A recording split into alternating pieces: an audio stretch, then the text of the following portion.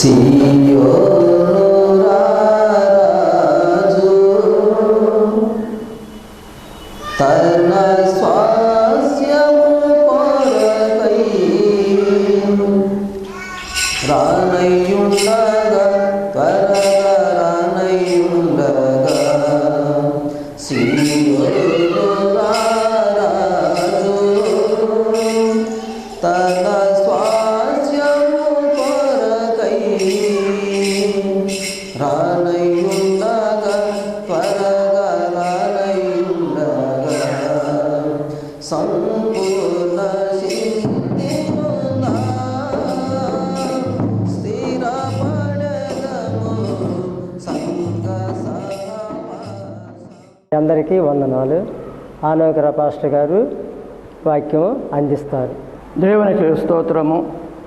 సువార్త టీవీ ప్రేక్షకులకు వందనములు, శుభములు. దేవుని పరిశుద్ధ గ్రంథము నుండి దేవుని యొక్క వాక్యం మనము చదువుకుందాము. హిజ్కీయేలు గ్రంథము 1వ అధ్యాయం 1వ వచనములో ఇలాగూ రాయబడి ఉన్నది. 30వ సంవత్సరము 4వ నెల 5వ దినమున నేను కేబారు నది ప్రదేశమును చెరలోని వారి మధ్య కాపురముంటని. ఆ కాలమున ఆకాశము తెరవబడగా దేవుని గూర్చిన దర్శనము నాకు కలిగాను. దేవునికి స్తోత్రము. ఇక్కడ హిజ్కీయేలు ఆకాశము తెరవబడుట చూస్తూ ఉన్నాడు. ఆకాశము ఎలాగో తెరవబడుచున్నది, ఆకాశము ఎలాగూ తెరవబడుచు ఉన్నదో దేవుని యొక్క వాక్యములో ఎలాగో రాయబడి ఉన్నది. దేవునికి స్తోత్రం. దేవుని యొక్క వాక్యము మనము విపులముగా చదువుకుందాము. లూకాసు వార్త 3వ అధ్యాయం 21వ వచనములో యేసు ప్రభు యోహాను చేత బాప్తిసము పొంది ఆయన ఒడ్డుకు వచ్చినప్పుడు ఆకాశము తెరవబడినది. ఒడ్డుకు వచ్చి ప్రార్థన చేస్తున్నాడు. ఆకాశము తెరవబడాలి అంటే ప్రార్థన అవసరము. ప్రార్థన ద్వారా ఆకాశము తెరవబడుతూ ఉన్నది. ఆకాశము లోపల ఏమున్నది? ఆకాశములో దేవుడు, దేవుని యొక్క సింహాసనము, నాలుగు జీవులు, 24 పెద్దలు కనపడుతున్నారు. కోటాను కోట దేవదూతలు కూడా కనపడుతూ ఉన్నారు. మరి యెషయా గ్రంథం 6వ అధ్యాయం 3వ వచనం మనం చదివినప్పుడు దేవుని యొక్క వాక్యములు ఇలాగ వ్రాయబడి ఆకాశము తెరవబడినది అని యెషయా ప్రవక్త మాట్లాడుతూ ఉన్నాడు. ఆకాశము తెరవబడినది. ఆకాశము తెరవబడినప్పుడు అతనికి ఏం కనపడుతూ ఉన్నది? సింహాసనం కనపడుతూ ఉన్నది. సింహాసనం మీద ఆశీనున్న దేవుడు కనపడుతూ ఉన్నాడు. ఆయన చుట్టూ కోటాను కోట దూతలు పరిశుద్ధుడు పరిశుద్ధుడు అని చెప్పి కెరూబులు చెరుపులు 2 గుంపులుగా నిత్యము మానక పరిశుద్ధుడు పరిశుద్ధుడు అని చెప్పి గాన ప్రతిగానములు చేయబడుచున్నది. దేవోక్తి లేని ఎడల ప్రజలు కట్టులేక తిరుగుదురు. మరి దేవోక్తి అవసరము, దేవుని యొక్క దర్శనము అవసరము. దేవుని యొక్క దర్శనము ఎలాగ కలుగుతూ ఉంటున్నది? ప్రార్థన చేస్తూ ఉండగా మనము ఆకాశమును తెరవగలము. ఆకాశాన్ని తెరిచినప్పుడు మనకి ఏమి కనపడుతూ ఉన్నది? దేవుని యొక్క సింహాసనము, దేవుడు, దేవదూతలు కనపడుచున్నారు.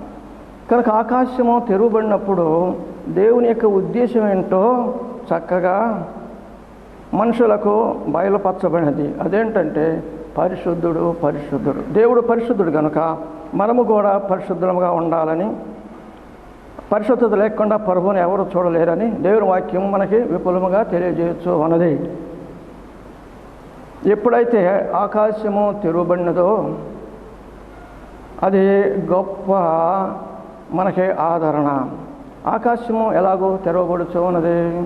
యేసు ప్రభువారు ప్రార్థన చేసినప్పుడు ఆకాశము తెరవబడినది. మనం కూడా ప్రార్థన చేస్తే తప్పకుండా ఆయన ఆకాశమును తెరుస్తాడు. ఆకాశము తెరవబడినప్పుడు మనకు కలిగే దర్శనము చాలా గొప్పది. కనుక హిజ్కీయేలు దర్శనం చూస్తూ ఉన్నాడు.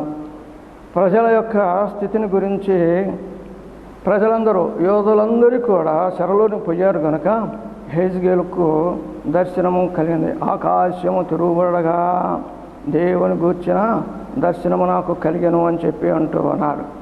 దేవుని యొక్క దర్శనము ప్రజలకు మంచి ఓదార్పు కలుగు చేయడానికి, వారికి దేవుడు ఉన్నాడని తెలియచేయడానికి ఈ దర్శనము అవసరమై ఉన్నది. ప్రజలు ఎంతో భయభక్తులు కలిగి ఉండటానికి, భయం పోగొట్టుకొని దేవుని మీద ఆధారపడటానికి దేవుని యొక్క దర్శనం అవసరం. కనుక యెహెజ్కేలుకు చక్కగా దేవుని యొక్క దర్శనము కలిగినది. ప్రియులారా, దేవుని యొక్క వాక్య ప్రకారముగా మరి దేవుడు ప్రార్థన చేస్తూ ఉన్నాడు. దేవుని సన్నిధిలో పేతురు అనే భక్తుడు ప్రార్థన చేస్తున్నాడు. ఇంటివారు ఆహారము తయారు చేస్తూ ఉండగా మరి చక్కగా ఆయన ప్రార్థన చేస్తున్నాడు. పేతురు ప్రార్థన చేస్తూ ఉండగా ఆకాశము తెరువబడి ఆకాశము నుండి ఒక పాత్ర అతని యొద్దకు దిగినది. ఎప్పుడైతే ఆ పాత్ర దిగినదో దాంట్లో జంతువులు, పక్షులు, పనికి వచ్చేవి, పనికిరానివి ఎంతో భయంకరంగా దాంట్లో ఉన్నాయి. అతనికి ఒక స్వరం వినపడుతుంది, పేతురు ఈ పాత్రలోనివి నీవు తినుము అని చెప్పి ఆ స్వరము వినపడుతూ ఉంటుంది. పేతురు అయితే ఆకలి గురినవాడై మిద్దె మీద ప్రార్థన చేస్తూ ఉన్నాడు. ఆకాశము తెరువబడినది. అతనికి ఎదుటికి చక్కగా ఒక పాత్ర దించబడినది. 4 చెంగులు పట్టుకున్న ఒక దుప్పటి లాంటి పాత్ర దిగినప్పుడు అతనికి స్వరం వినపడుతుంది, పేతురు ఇదిగో దీంట్లోనివన్నీ కూడా మరి నీవు తినుము అని అంటే పేతురు ఏమంటున్నాడు, అయ్యా నేను అపవిత్రమైనవి ఎన్నడూ నా నోట ఉంచుకోలేదు. పక్షులు ఉన్నాయి, అంటే కాకులు, గ్రద్దలు ఉన్నాయి, తినకుండా ఉన్నాయి, పురుగులు ఉన్నాయి, భయంకరముగా మరి అనేకమైన జంతువులు ఉన్నాయి, తినకూడని పక్షులు, మరి భయంకరమైన పాకే పురుగులు, తేళ్ళు, పాములు ఉన్నాయి. కనుక నేను ఎప్పుడూ కూడా తినలేదు, నేను ఎప్పుడూ కూడా వీటిని నోట పెట్టుకోలేదు, నేను తినను అంటే తినను అన్నాడు. అలాగ 3 సార్లు మరి అతనికి స్వరం వినపడినది. ఎందుకు ఈ విధముగా దేవుడు ఆకాశం తెరిచాడంటే ఆత్మల రక్షణ కోసము ఆయన ఆకాశము తెరిచాడు. కులతత్వము పోవడానికి, కులము అనేది మనుషుల్లో భయంకరముగా కట్టు ఉన్నది, కులకట్టు, మతకట్టు. ఈ భయంకరమైన ఈ కట్లు తొలగిపోవడానికి దేవుడు ఆకాశమును తెరిచాడు. ఆకాశము తెరిచి ఆ దర్శనం చూపిస్తున్నాడు. ఇవి దేవుడు పరిశుద్ధపరిచాడు, నిషేధింపదగినవి కాదు, నీవు వాటిని అన్నింటినీ కూడా తినవచ్చు అని చెప్పి అంటే పేతురు ఒప్పుకోలేదు. 3 సార్లు అయిన తర్వాత ఆ పాత్ర బయటికి పైకి ఎత్తబడినది. అతనికి ఏమీ అర్థం కాలేదు. అప్పుడు స్వరం వినపడి, నిన్ను పిలవటానికి నీ వద్దకు మనుషులు వచ్చారు, నీవు ఏమీ కూడా అనుకోకుండా నీవు వారితో వెళ్ళుము అని చెప్పి దేవుని యొక్క ఆత్మ అతనితో మాట్లాడు. దేవునికి స్తోత్రము. ఎప్పుడైతే ఆ పాత్ర అతని దగ్గర వినపట్టము, ఆ పాత్ర పైకి పోవటము గమనించి ఇది ఏమిటా అని చెప్పి ఆలోచన చేసినప్పుడు ఈ పేతురు గారు యూదులకే వాక్యం చెబుతున్నాడు కానీ ఇంకా మరి ఎవరికీ చెప్పడం లేదు. అన్య జనాంగం దగ్గరికి పోవటం లేదు, యూదులకు అలవాటు లేదు అన్య జనాంగం దగ్గరకు పోవటం కానీ, వారితో ఉండటానికి కానీ, సమరయుల దగ్గరికి వెళ్ళటం కానీ, వారితో కలిసి ఉండటం వారికి గెట్టదు. యూదులకే సువార్త చెబుతున్నాడు. అందుకని ఈ కులతత్వం పోవడానికి దేవుడు ఆకాశమును తెరిచాడు. అలాగూ కులతత్వం పోవటానికి దేవుడు ఆకాశమును తెరిచాడు. ప్రియులారా, మరి యొక్క మనము ఆకాశం ఎలాగూ తెరవబడినదో అపోస్తల కార్యం 9వ అధ్యాయం 3వ వచనములో ఒక పాపి మారు మనసు పొందడానికి దేవుడు ఆకాశమును తెరుస్తూ ఉన్నాడు. భయంకరమైన క్రీస్తు మార్గంలో ఉండిన వారందరినీ హింస పెడుతున్నాడు. క్రీస్తు మార్గంలో ఉన్న వారిని నిర్మూలన చేయాలి, ఈ యేసు నామం భూమి మీద లేకుండా చేయాలని చెప్పి అతడు చాలా క్రూరత్వంతో కంకణం కట్టుగా ఉన్నాడు. యూదుల దగ్గర అధికారము కలిగి ఉన్నాడు, అధికారం పొంది ఉన్నాడు. ఈ సౌలు అనే అతను భయంకరంగా యెరూషలేములో ఉండిన వారందరినీ కూడా మరి చాలా బాధ పెట్టాడు. కొందరిని కొట్టి కొందరిని చెరసాల్లో వేసి నానా విధాలుగా హింసలు పెట్టాడు. కనుక క్రైస్తవులను నిర్మూలన చేయాలి, ఈ క్రైస్తవులను చెరసాల్లో వేయాలి, బంధించాలి, బాధ పెట్టాలి, ఇది దేవునికి ఇష్టమైందని అనుకున్నాడు. సౌలు చాలా భయంకరంగా హింసిస్తున్నాడు. అలాగూ హింసిస్తూ ఉండగా ఇది దేవునికి మంచిది అనుకున్నాడు. అయితే దమస్కులో ఉండే క్రైస్తవులను కూడా హింసించి వారిని చెరసాల్లో వేయాలని చెప్పి అతడు భయంకరముగా ప్రయాణమయ్యాడు. తన గుర్రం మీద పనివారిని తీసుకొని దమస్కుకు వెళుతుండగా మార్గములో దేవుడు ఆకాశమును తెరిచాడు. ఆకాశమును తెరిచి వెలుగు అతని చుట్టూ కమ్ముకొనగా అతడు తను ఎక్కిన గుర్రం మీద నుంచి కింద పడి క్రూరాత్మలో ఉండిన అతను కింద పడినప్పుడు అతనికి వెలుగు కలిగినది. అంతేకాదు స్వరం వినపడుతున్నది, దేవుని యొక్క దర్శనం కలిగినది. యేసు ప్రభు అతనితో మాట్లాడుతున్నాడు. ఆకాశమును చీల్చాడు. మారు మనసు పొందడానికి దేవుడే ఆకాశమును తెరచి యేసు ప్రభు మాట్లాడుతున్నాడు. సౌలా సౌలా, నీవు నన్నేలా హింసిస్తున్నావు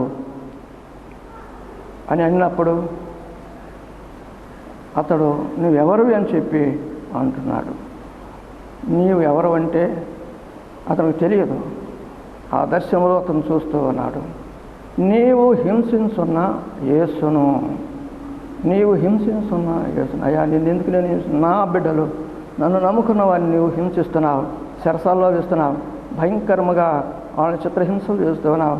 అక్కడ యెరూషలేము యూదులను కాకుండా దమస్కు పట్టణంలో కూడా వస్తున్నావు. నీకు నేను చూపించబోయేదంతా కూడా మరి నేను నీకు ఏర్పాటు చేశాను, నీవు దమస్కు పట్టణానికి వెళ్ళమని దేవుడు అతనికి చూపించాడు. కనుక దర్శనము అతనికి ఎలాగూ కలిగినది? ఒక మనిషి మారు మనసు పొందటానికి దేవుడు ఆకాశమును తెరిచాడు. ప్రియులారా, మనము గమనించవలసి ఉన్నది, కులతత్వం పోవడానికి ఆకాశాన్ని తెరిచాడు.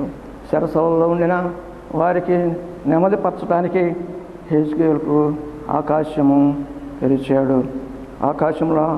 ఆకాశంలో ఉండిన వింతలను, ఆకాశంలో ఉన్న ఆత్మలను, ఆకాశంలో జరిగేవన్నీ కూడా హెజ్కేలు చూసి తన గ్రంథములో వ్రాచాడు.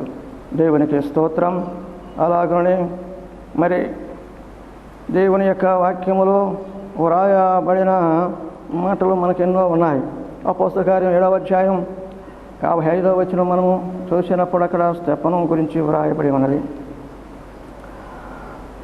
స్తెఫను, మూర్ఖులారా, మొదటి నుంచి కూడా మీరు ప్రవక్తలను హింసిస్తూ ఉన్నారు, దేవుని యొక్క మాటను వినకుండా ఉన్నారు అని చెప్పి గర్జించినప్పుడు యోధా మత నాయకులందరూ కూడా అతన్ని పట్టుకొని కొట్టి ఊరు వెలుపలకు తీసుకుని వెళ్ళి రాళ్ళు వేస్తూ ఉండగా అతడు మోకాళ్ళుని ప్రార్థన చేస్తూ ఉన్నాడు. ప్రభువా, ఈ వారి మీద మోపకం, వారిని క్షమించమని చెప్పి స్తెఫను మోకాళ్ళు ఊని చూసినప్పుడు ఆకాశము తిరుబడి తండ్రి కుడిపార్శ్వమున యేసు ప్రభు నిలబట్టము అతడు చూస్తూ ఉన్నాడు. ప్రియులారా, పరలోకానికి ఆహ్వానించడానికి దేవుడు ఆకాశమును తెరుస్తూ ఉన్నాడు. ఆకాశము తెరువబడి ఉన్నది. ఆకాశములో నుండి స్వరం వినపడుతూ ఉన్నది. స్తెఫను ఇక్కడ రాళ్ళ దెబ్బలు పడినప్పుడు, రాళ్ళతో కొట్టినప్పుడు, రాళ్ళు అతని ఒళ్ళంతా కూడా గాయాలు పచ్చినప్పుడు తన శరీరాన్ని గురించి ఆలోచన చేయలేదు. తనకు కలిగిన ఆ భయంకరమైన బాధల గురించి ఆలోచన చేయలేదు. కానీ అతనికి దర్శనం కలుగుతూ ఉన్నది. స్తెఫనుకు దేవుని యొక్క ఆహ్వానము కనపడుతూ ఉంటూ ఉన్నది. దేవుని యొక్క దర్శనం కలుగుతుంది. అతడు మోకాళ్ళు ఊని ప్రార్థన చేస్తుండగా ఆకాశము చీల్చబడినది, ఆకాశము తెరువబడినది. సింహాసనము మీద దేవుడు కూర్చొని ఉన్నాడు. ఆ సింహాసనం మీదనే పక్కనే యేసుక్రీస్తు నిలబడి స్తెఫన్ని ఆహ్వానిస్తూ ఉన్నాడు.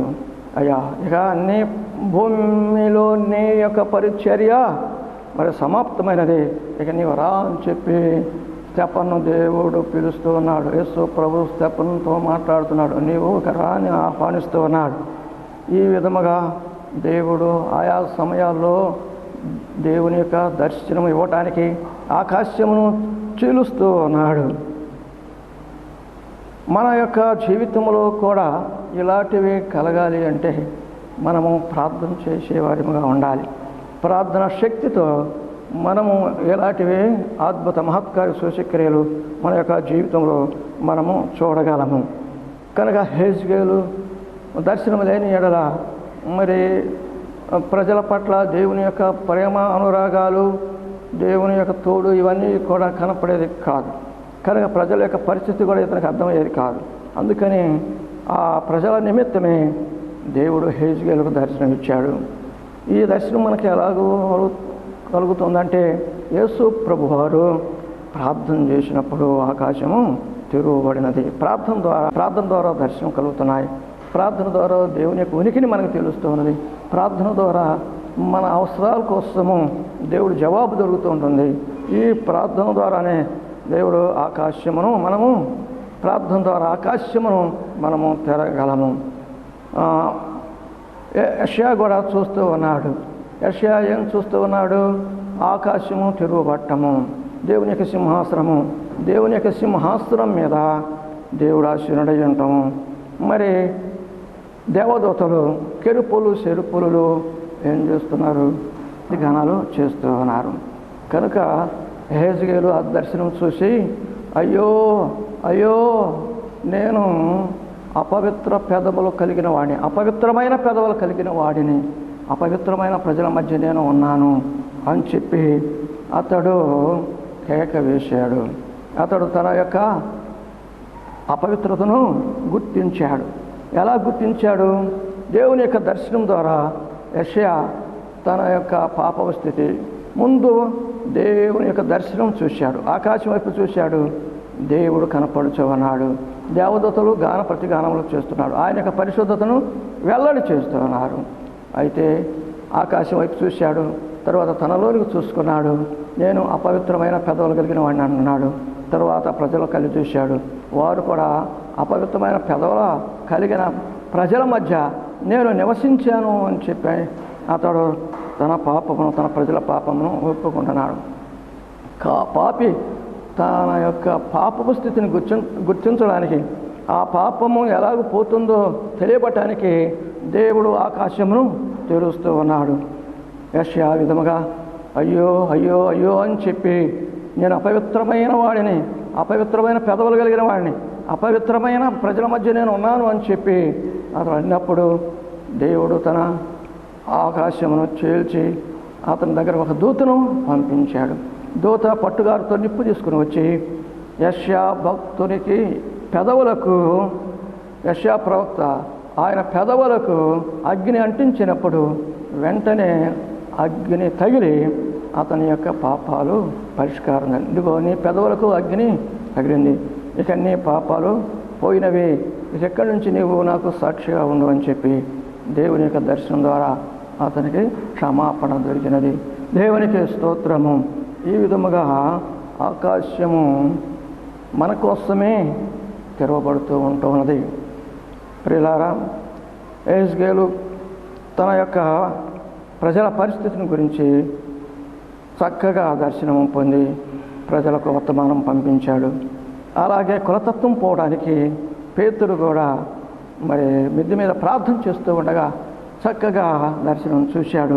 ఆకాశము తెరవబడినది. ఆకాశంలో నుండి ఒక పాత్ర తినరానివి తినకూడనివి మరి పంపించబడినది. పేతురు నీవు ఏమాత్రమును కూడా ఆలోచించకుండా వాటిని చంపుకొని తినమన్నారు. అయితే పేతురు ఇవి నిషిద్ధమైనవయ్యా, ఇవి తినకూడనివి, వీటిని ఏమాత్రమును కూడా నేను తినను అని చెప్పినప్పుడు 3 సార్లు పేతురు నువ్వు తిను తిను అంటే మరి అవి అతడు తినలేదు. 3వసారి పైకి ఎత్తబడినది. ఎందుకు ఆ విధముగా ఎత్తబడినది? ఎందుకు? ఆ చూపించిన దర్శనము దేవుడు చెప్పాడు కదా, ఇవి పరిశుద్ధమైనవి, నీవు ఏమాత్రమును కూడా తినవద్దు అని అనబాకు, నువ్వు తిను అని చెప్పి అన్నప్పుడు నేను తినను అని చెప్పి అతడు తినలేదు. మరలా పైకి ఎత్తబడినది.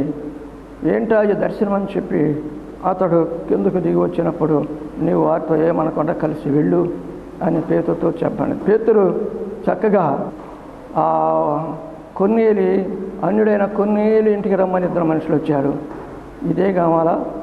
కులతత్వం లేకుండా అన్యుల దగ్గర పంపిస్తున్నాడు. ఇదివరకు మేము అన్యులకు చెప్పలేదు, యూదులకే మేము సువార్త బోధించామని చెప్పి వారు ఎంతగానో మార్గం తెరిచాడు, అన్యులకు మార్గం తెరిచాడు అని చెప్పి దేవుని మాటకు లోబడిన వాడాయి.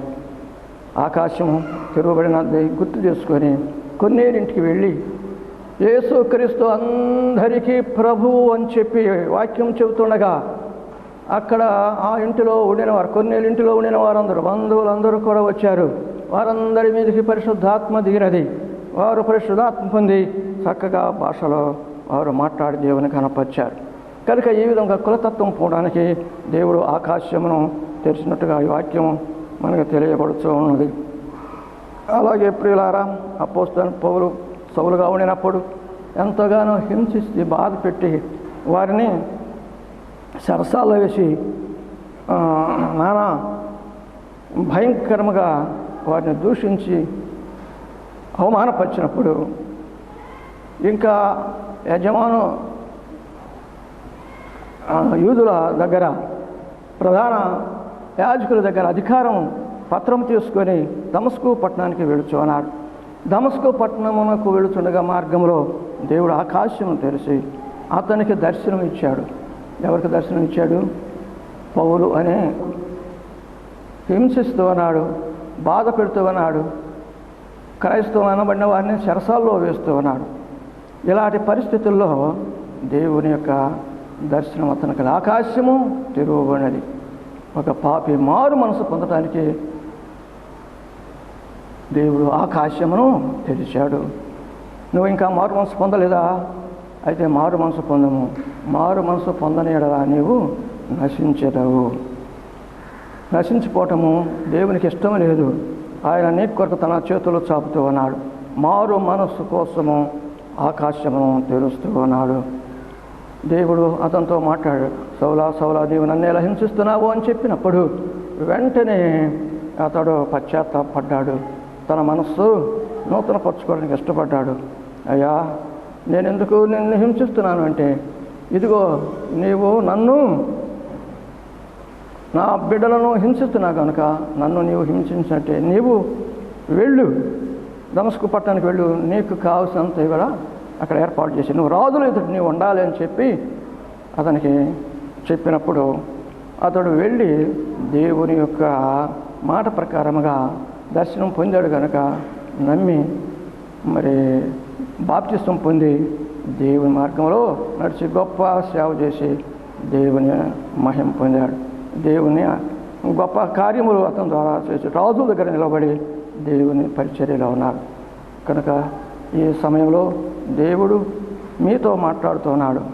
దేవుడు తన ఆకాశమును తెరచి మరి మంచిగా ఆయన పరిశుద్ధతను వెల్లడి చేస్తూ ఉన్నాడు. కులతత్వం నిర్మూలన చేస్తూ ఉన్నాడు. మారు మనసు కలుగు చేస్తూ ఉన్నాడు. అంతేకాకుండా ఆయన నమ్మిన వారిని ఆహ్వానిస్తూ ఉన్నాడు. ఆకాశం తెరిచి స్తెఫను ఆశీర్వదించినట్టుగా మరి నిన్ను కూడా ఆయన ఆశీర్వదిస్తాడు. దేవుడి మాటలు దీవించుగాక. ప్రేమగల మా ప్రభువా, మీకు స్తుతులు స్తోత్రం చెల్లించుకొంచున్నాము. దేవా, నీ బిడ్డను దర్శించడానికి దేవోక్తి లేని ఎడల ప్రజలు కట్టులాగా తిరుగుదురు. మీరు తండ్రి దర్శనం అనుగ్రహిస్తూ ఉన్నారు. ప్రజల యొక్క క్షేమం కోసము యెహెజ్కేలుకు దర్శనము ఇచ్చారు.